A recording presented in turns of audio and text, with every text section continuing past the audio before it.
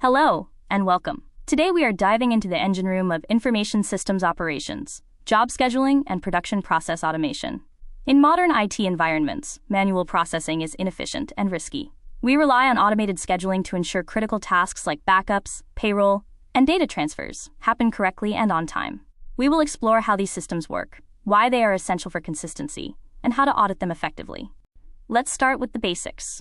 What is job scheduling? Simply put, it is the use of a program to run various processes automatically without human intervention. Think of it as the conductor of an orchestra, ensuring every instrument plays at the exact right moment. This includes batch jobs, automated tape backups, and routine maintenance. The primary goal here is efficiency and reliability. We want to optimize how we use our computing resources, processor, memory, and bandwidth, while ensuring that critical business functions happen like clockwork. In a well-managed IS operation, the schedule manages dependencies, ensuring job B doesn't start until job A has successfully finished. This diagram illustrates the central role of the job scheduler.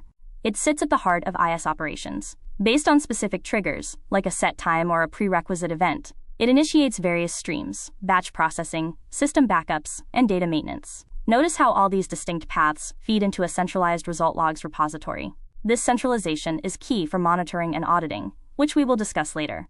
Central to automation is the production schedule. This is a comprehensive list of activities carried out periodically, whether that's daily, weekly, or quarterly. It includes automated system tasks like backups, but also coordinates with human activities like access reviews or month-end closes. A critical aspect of managing this schedule is prioritization. We must ensure high-priority jobs get the resources they need. Furthermore, we must be strategic about timing. As noted in the sources, maintenance functions should ideally be performed during non-peak times to avoid disrupting business operations. This discipline ensures that nothing is forgotten. Here we see a visual representation of a production schedule using a Gantt chart. Notice the critical section at the top. Data import starts at midnight. Crucially, batch processing is dependent on it. It cannot start until the import is done. Meanwhile, maintenance tasks like backups and patching are scheduled in parallel but designated for these early morning, non-peak hours to avoid slowing down the critical path. Why do we automate? The advantages are significant. First, efficiency. By automating routine processes, we reduce the pressure on IT staff, allowing them to focus on critical issues rather than pushing buttons. Second, error reduction. Humans make mistakes, especially with repetitive tasks. Automation ensures consistency. Third, resource optimization. Schedulers can balance the load, ensuring we don't crash a server by running everything at once. Finally, dependency management is solved. The software automatically handles the logic of, if this fails, do that, or wait for file X before starting job Y. This mind map breaks down the core benefits. At the center is automation. Branching out, we see efficiency, which leads to speed. Reliability branches into consistency and error reduction. Control highlights dependency management, a massive factor in complex systems. And finally, auditability, because automated systems naturally leave the trails auditors need. A specific and critical area for scheduling is system interfaces, moving data from one place to another. Modern applications don't live in silos. They exchange data constantly. For example, moving payroll files to a bank for direct deposit, or updating a time management system with new project codes. Scheduling systems are vital here to ensure the completeness and integrity of these transfers. If the job scheduling software fails to move the file, or moves only half of it, the downstream financial impact can be massive. We rely on automation to verify that the file arrived and is complete before the next step begins. This sequence diagram shows a managed file transfer. The job scheduler is the active controller. It requests the export from the source application. It waits for confirmation. That's the dependency. Then, it pushes the file to the target application and waits for an acknowledgement. Only after receiving that ACK does it log the job as a success. This prevents data loss in transit. Even the best plans fail. That is why exception handling is critical.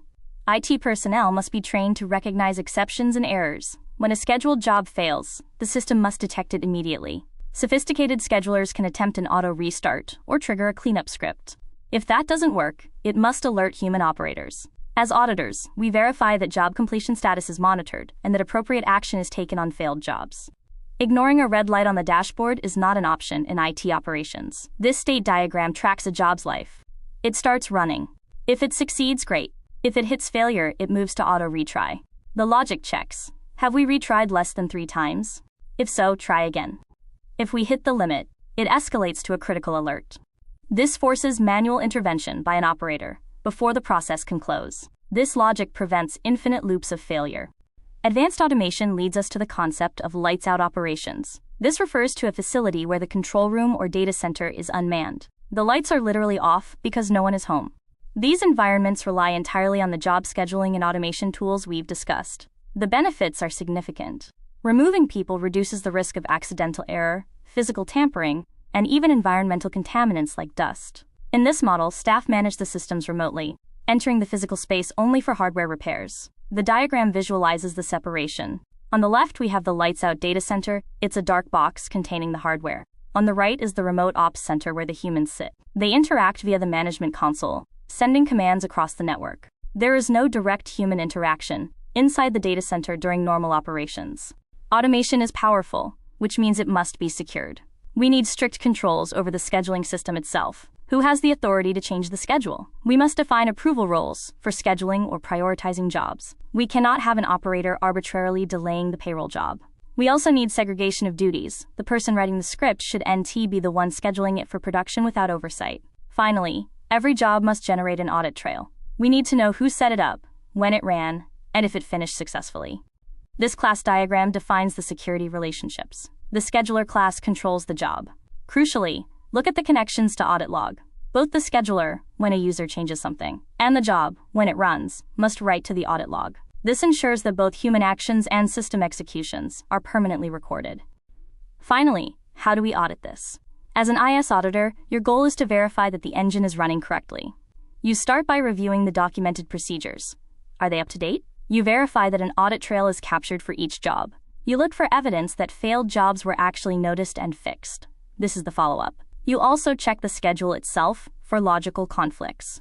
Are approval roles defined? If anyone can change the schedule, you have a finding. We are looking for proof of control over the automated environment. This is your audit workflow. Start by reviewing procedures. Then, the first gate. Do audit trails exist? If no, stop and issue a finding. If yes, proceed to check error logs. Second gate. Were failures resolved? If no, finding for poor monitoring. If yes, check approvals. Only if all gates are passed do we issue an audit pass.